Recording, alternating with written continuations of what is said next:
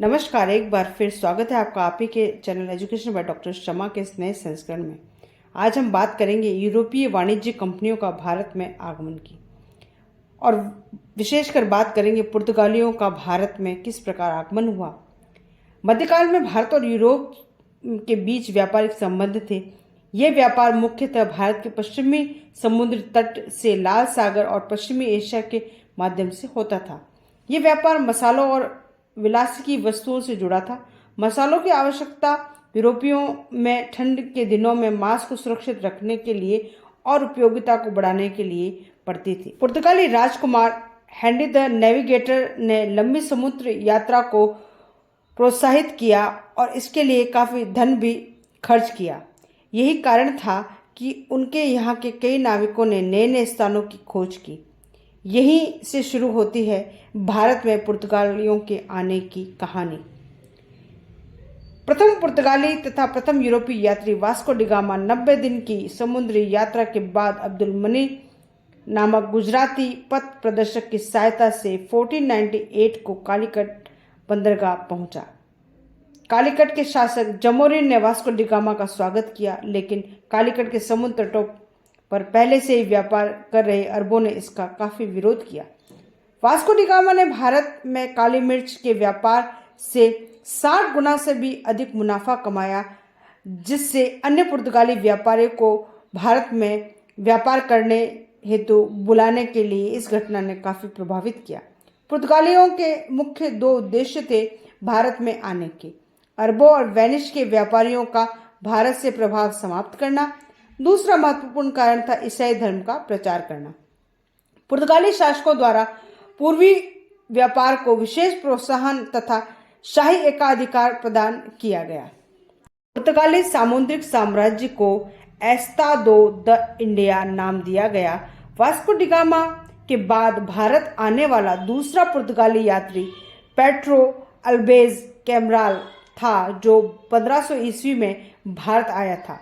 Vasco D gamma दूसरी बार 1502 में भारत आया। पूर्वी जगत के काली मिर्च और मसालों के व्यापार पर एकाधिकार प्राप्त करने के उद्देश्य से पुर्तगालियों ने 1503 में कोचीन में अपने पहले दुर्ग की स्थापना की। भारत में प्रथम पुर्तगाली वायसराय के रूप में फ्रांसिस्को डी अल्मेडा भारत में आए। इन्होंने 1505 से 1509 तक भारत में रहकर इस पद पर कार्य किया। 1503 में अल्मेडा ने टर्की, गुजरात, मिस्र की संयुक्त सेना को पराजित कर द्वीप पर अधिकार कर लिया। द्वीप पर कब्जे के बाद पुर्तगाली हिंद महासागर में सबसे अधिक शक्तिशाली हो गए। डी अल्बुकर 1503 में भारत में कमांडर के रूप में आए। 1509 में इन्हें भारत में वायसराय नियुक्त किया गया। अल्फांसो डी अल्बुकर को भारत में पुर्तगाली साम्राज्य का वास्तविक संस्थापक माना जाता है। अल्बुकर ने 1510 में बीजापुर के शासक आदिल शाह यूसुफ से गोवा को छीन लिया, जो कालांतर में भारत में पुर्तगाली व्यापारिक केंद्र की राजधानी बना। अल्बुकर ने 1511 ईस्वी में दक्षिण पूर्वी एशिया के व्यापारिक मंडी मलक्का और हुर्मुज पर अधिकार कर लिया। इसके अल्बुकर के समय में पुर्तगाली भारत में शक्तिशाली नौसैनिक शक्ति के रूप में स्थापित हुए। अल्फांसो डी अल्बुकर ने भारत में पुर्तगालियों की संख्या में वृद्धि करने और उनकी स्थायी बस्तियां बसाने के उद्देश्य से निम्न वर्गीय पुर्तगालियों को भारतीय महिलाओं के साथ विवाह करने के लिए प्रोत्साहित किया। अल्बुकर ने अपनी सेना में भारतीयों को भी भर्ती किया। भारत आए पुर्तगाली वायसराय नीनू डी कुन्हा, जो 1529 से 1538 तक भारत में रहे, ने 1530 में कोचीन की जगह गोवा को अपनी राजधानी बनाया। डी कुन्हा ने सैंत थोमा अर्थात मद्रास, हुगली और दीव में पुर्तगाली बस्तियों की स्थापना की। पुर्तगाली वायसराय जोआ डी कैस्टो ने पश्चिमी भारत के चाउल, दीव, सालसेट बेसिन और मुंबई पर अधिकार कर लिया। पुर्तगाली पूर्वी तट के कोरोमंड समुद्र तट के मुसलीपट्टनम और पुलिकट शहरों से वस्त्र का व्यापार करते थे। मलक्का तथा मनीला आदि पूर्वी एशियाई देशों से व्यापार के लिए उन्होंने नागपट्टनम बंदरगाह का उपयोग किया। बंगाल के शासक महमूद शाह से पुर्तगालियों ने 1534 में चटगांव और सतगांव में अपनी व्यापारिक फैक्ट्रियां खोलने की अनुमति प्राप्त कर ली। चटगांव, जो बंगाल का एक बंदरगाह था, पुर्तगाली इस बंदरगाह को महान बंदरगाह की संज्ञा देते हैं। पुर्तगालियों ने अकबर की अनुमति से हुगली में तथा शाहजहां की अनुमति से बंदेल में कारखानों की स्थापना की। पुर्तगालियों ने हिंद महासागर से होने वाले व्यापार पर एकाधिकार प्राप्त कर लिया और यहाँ से गुजरने वाले अन्य जहाज़ों से कर की वसूली की। पुर्तगालियों ने कास आर्मेटा काफिला पद्धति के द्वारा भारतीय तथा अरबी जहाज़ों को कास्ट अर्थात परमिट के बिना अरब सागर में प्रवेश करने से वर्जित कर दिया। अरबी और भारतीय जहाज़ों को जिन्हें परमिट प्राप्त होता था, वो काली मिर्च और गोला बारूद ले जाने की अनुमति उन्हें प्राप्त हो जाया करती थी।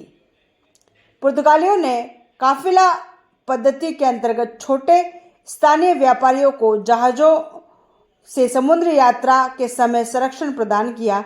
इसके लिए जहाज़ों को चुंगी देनी होती। पुर्तगाल अधिकार वाले क्षेत्रों से व्यापार करने के लिए मुगल सम्राट अकबर को भी पुर्तगालियों से परमिट लेना पड़ा।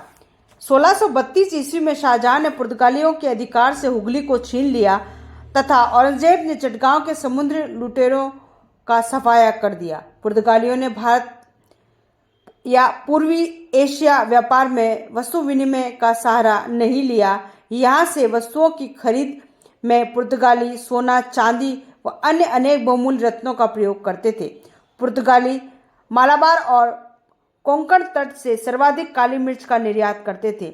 मालाबार तट से अदरक, दालचीनी, चंदन, हल्दी, नील आदि का निर्यात होता था। उत्तर पश्चिम भारत से पुर्तगाली वस्त्र, जींस आदि ले जाते थे। जटामासी बंगाल से दक्षिण पूर्वी एशिया से लाख, लौंग, कस्तूरी आदि क्रय किया करते थे। भारत से केवल काली मिर्च की खरीद के लिए पुर्तगाली प्रतिवर्ष 1,70,000 क्रूजेटो भारत लाते थे। पुर्तगाली गवर्नर अल्फांसो डिसूजा के साथ प्रसिद्ध जेसुट संत फ्रांसिस्को जेवियर भारत आया।